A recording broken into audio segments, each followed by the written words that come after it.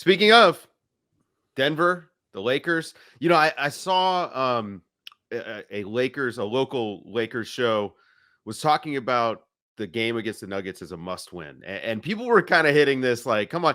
Now, hold on. I want to make the argument here. I like the idea that games matter. Okay. I know I'm on the, I'm kind of like in the minority there, but I don't like the 1 of 82 mindset, especially when it's against the team that just swept you out of the conference finals. And that, and the Lakers were talking about how they heard the trash talk all summer. So I actually appreciate coming in and saying, hey, you know what? This first game against the best team in the West is a must win because theoretically, like, it should feel like a must win. Now, if you're the Lakers, you're not as good as the Nuggets, right? Like, I mean, the Nuggets are in a tier by themselves in the West, in my opinion. Is there anything positive you guys would take away from the Lakers' loss in opening night? I don't want to hammer them yet, but I want to say, what were the positives for the Lakers to you guys? Because they did lose a must-win game. I want to push back on the must-win stuff. It's fun. Before we get to that. No, I get it. And we're making it so like we're building the stakes for the game and whatnot and everything that goes into it. Like, I think we get we get too excited. These games matter, but for different reasons than performance, not result. Right. And that's what matters. And that's what the whole regular season matters about for certain teams. Other teams, the results matter because they need to make the playoffs, right? Like, there's that. But the performance of it and things like that, I don't think I think when we go in and we start saying this is a must win. Well, okay, so is the game against Phoenix that they play tomorrow, is that also a must win? Because it's another measuring stick game. So every game's a must win. They're all fucking must wins. That's going to be my only F-bomb today. I'm trying to be better. They're all must wins. And I think that's kind of the deal with that. But it's more how they looked.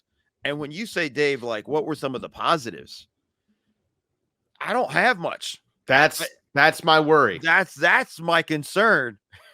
Is I didn't come away from this game. Everybody's talking about them as being potential contenders. And yes, they're playing the best team in the NBA. I'm walking away going like, man, I just did my power rankings and I had them pretty high. I'm like, I think I might have overrated them to begin with. I think there is a tough curve there in that. I mean, I think I think really it's less about the Lakers' shortcomings and more about Denver. Like Denver, especially that run they put together kind of in the back half of the fourth quarter. It's just like, all right, we know how to do this. And it was just like execution layup, execution open three, execution KCP open mid-range. It was just, I thought that was like it was very much we are professional. Today's one more thing. We know how to play together. No, and that was just, I mean, that's a team that is just there. And the Lakers aren't there yet, and it's game one, and they have time to get there. And so saying that a team that is basically like right back at the level they finished, and they finished by winning the championship, they're not there on day one. That's credit to Denver for being at that level right out of the gate, rather than a shortcoming, I think, for the Lakers. If we are going to be negative on the Lakers, it's the goose egg of Anthony Davis in the second half. I mean, but the funny thing for me is, like, we've seen this again with the AD against Jokic over and over again. And Laker fans are furious with the AD's thing. Also, it just goes back to Jokic is a tough matchup for him and for everybody else in the NBA. Like, this is Jokic wearing guys down because AD was phenomenal in the first half. I thought he was phenomenal offensively, but defensively, there's just nothing you can do against Jokic. Well, nobody can, right? Every single time he wanted to score on Anthony Davis, he just did. Every single time. I mean, he's unstoppable offensively. I've got a question. Is there an element of Jokic that's almost, because of how well he uses his size, that's almost Shaq-like, in that you need a certain amount of like big body, otherwise he's gonna walk you down and do whatever he wants? And that's not like, okay, maybe you don't want to close games that way, But I think that feeding Anthony Davis to him for 30 minutes a game is just going to put you in that situation where he's just so big, and that bigness combined with his skill is just it's you guys who are playing up at 5. They just don't. It's just not going to work. I mean, like, here's the thing that frustrates me with the Lakers, and really other teams should take a note of this too. When the Lakers beat Denver in the bubble, and we could talk about all this stuff, different team, all that, whatever stuff we want to go into. AD wasn't guarding him, Right. wasn't his primary defender.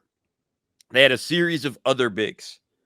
That's the game plan, to go at Jokic. And that might not stop Jokic. You really just got to hope you could just somewhat slow him down. But that's what it is. That's why I look at all these teams and I'm like, you guys don't have enough bigs. You simply don't have enough bigs. Dwight Howard's out there floating around. We know all that stuff, but that's just a body you need, and that allows AD to come over. AD coming over to double onto Jokic, entirely different game for the Lakers, different game plan and whatnot, but changes things so much for them. And yeah, Jokic is good enough to pick apart the doubles, but you can make things harder for them. But it's sets that you just feed him Jokic one-on-one. He doesn't have the size for it. I love, Seth, what you said about it kind of being Shaq-like, in that sense. And I think that's the thing, is there's just not enough teams loaded up on bigs. And I'm talking about all the teams they might face in the West.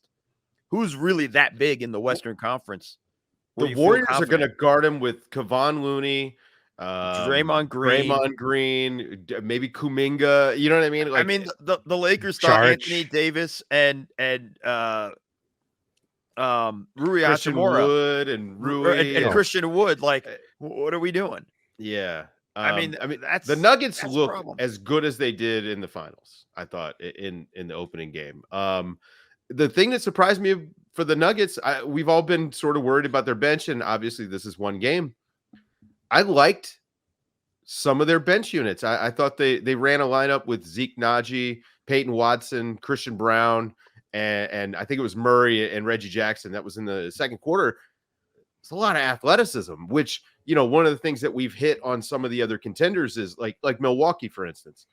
A lack of athleticism off the bench is trouble. You're never going to have the same amount of skill, for your 8th and 9th guy, but they can make up for some stuff through activity and defense. And man, Denver might have a nice bench. Christian Brown looks like he got stronger since last season. Oh yeah. It definitely was in the weight room for sure. Yeah, like there was, a couple. He kind of like went into 80s and LeBron's chest on a couple finishes. Didn't finish the one against LeBron, I don't think, but got the offensive rebound if I remember correctly. But yeah, no, I think that they, Brown, like, not being a rookie, I would like him being a competent role player at minimum this year shouldn't be a surprise, given how much he contributed even as a rookie last year. The more impressive thing, Dave, too, was when the bench came in. They had my favorite defensive possession in the second quarter, I think it was. The Lakers were doing a great job moving the ball, finding different pockets to pass and stuff, and all the Nuggets kept doing. And this was mainly their bench on the floor. Rotate. Everybody kept covering for the guys. This and that, and it ended with a Peyton Watson block. And I thought, like, that was a play where I was like, wow, that's impressive, because that's their bench unit, mostly young guys, all making kind of plays. Zeke Naji was on the floor, Brown was on the floor, all that stuff. But it also just makes you realize all that panic we had over Bruce Brown leaving might have been a bit overstated with all that. But again, also, it is game one. It is young guys. Yeah. Which means we get a lot of up and downs with them, a lot of ebb and flows. So let's see how it kind of continues on. But it is, if you're a Nuggets fan, and after watching how poor the bench was last season, this is a bit refreshing. Yeah, look, man, I think showing up on opening night that's a good sign. The lights are pretty bright, especially when you're playing the Lakers. So I thought they did pretty well. This feels like a pretty good place to wrap up. You guys got anything else you want to get off your chest? Yeah, I just think just kind of looking at the Lakers, I just think they're short two pieces. I think they're short bigs, and I think they're short a guard. I think I like a big guard. They're just a combo guard. Yeah, they just feel small. really, and playing LeBron 29 minutes, and Darvin Ham had told our guy Jovan Buha, like this might be a trend for the regular season. That's not necessarily a good thing. They need him to play a lot more than that because they don't have the bodies to really make up for that. And these 5-minute stretches and whatnot, I think, are going to be very difficult to maintain for him.